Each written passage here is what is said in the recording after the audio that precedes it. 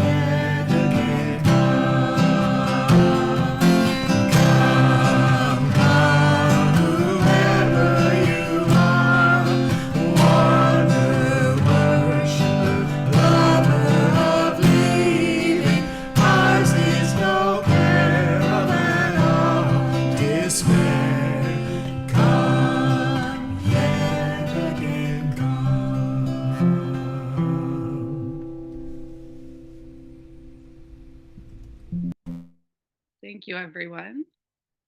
So I have a few announcements for us today. First of all, I'd like to share that we have a new board member to the Living Interfaith Sanctuary, who is Lizette. Some of you might have noticed her here attending our services over the past couple of months. Lizette's a lovely human being who is my classmate in the spiritual care program at the Vancouver School of Theology and with Providence Healthcare. She's worked as a death doula and a yoga instructor, and also works for the city doing grief work on the downtown east side. So Lizette, I was wondering if you'd like to share a few words and just say hello. Oh, well, thank you so much, Rachel, for the introduction. I'm very pleased to be here, and I do feel very honored to be able to be part of the board and participate in something that I do really value. And I'm thrilled that I was able to come across this group, and I do believe very much in the purpose and the meaning behind it. So I'm just happy to be here, and I'm looking forward to the future and working together and getting to know all of you a little bit better. Thank you. Thanks for sharing, Lizette. We're so glad to have you with us. And I'd like to share as well that tomorrow is the beginning of International Restorative Justice Week. So some of you may know that the Living Interfaith Sanctuary is involved with the Restorative City Vancouver, and I've recently trained with them to start holding peace circles in my neighborhood, which is Hastings Sunrise. So you can learn more about restorative justice. There's a free webinar on Friday, November 22nd from 4 to 5 p.m. And I'm going to put the link for that in the chat. Or you can also just read up about restorative justice in general. I'm going to put that in the chat as well. There's a free e-library where you can look at resources and see what people are doing all around the world. And then thanks to Lizette, we've learned about an event on Thursday, November 28th on Vancouver's downtown east side called Coping Through the Holidays. And this will be facilitated by the Vancouver Hospice Society. So those who are interested are invited to gather at the third floor gallery of the Carnegie Library. And the event includes dinner and a visit to the Mountain View Cemetery. So this is for people who may be struggling during the holiday season, which is many people. You can register at the Carnegie Library, or you can call the phone number that I'm going to put in the chat right now. And finally, we'd like to invite all of you to stay after our next service on Saturday, December 7th to help us plan our services for the coming year. This is a super fun time where we all kind of get together and we decide what do we want to celebrate next year. We bring out the multi-faith calendar and look at all the religious holidays and spiritual events that are happening in the coming year and decide what we're going to celebrate and when. So everyone's welcome to come to that. It's just kind of fun to look through the calendar and see what's happening and decide where we want to focus our attention. So, and everyone's welcome to speak. So if there's a event that is in your faith tradition and that calls to you, you're always welcome to be a speaker for us. Does anyone else have any announcements to share?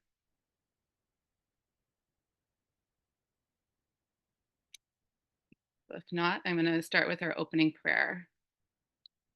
For our opening prayer, I'd like to share one English translation of the Mool Mantra from Guru Nanak. There is only one God who is beyond time and beyond the circle of birth, death, and rebirth. He, the Creator, is without fear and without hate. He is immortal, omniscient, and omnipresent, self-existent, known by the grace of the Guru.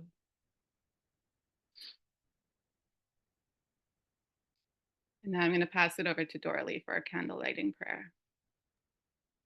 Thank you. Good morning. And now for candle lighting prayer. Here's a poem called Waheguru from Siri Amrita Kaur.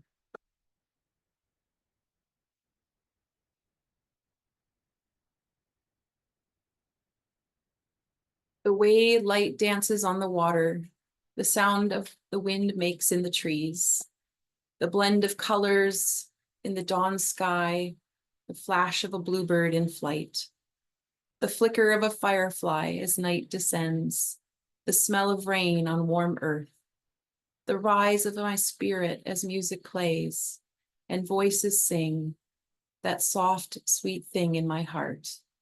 When love or friendship move me, the passion that makes me shudder, the laughter that erupts out of my joy, the sense of being in this moment, the privilege of the breath I draw.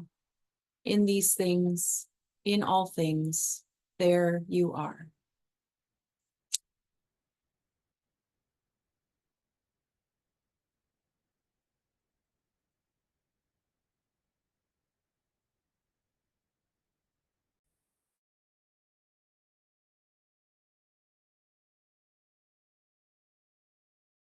Oh, Rachel, you're still on mute. Thank you, Doralee. That was beautiful. So now I'm going to invite all of you to unmute yourselves and greet one another with a sign of peace. Peace, everybody. Halawapa, everybody. Peace, my friends. Blessings to your hearts. Peace be with you. Good to see you. Aloha. Peace be with you. Peace, everyone. Peace be with you. Peace to all. Peace, everyone. It's beautiful to see all of you here. Thank you. Yeah. Such a pleasure to be here. Peace be with you. Thank you, everyone. Now we're going to have another song.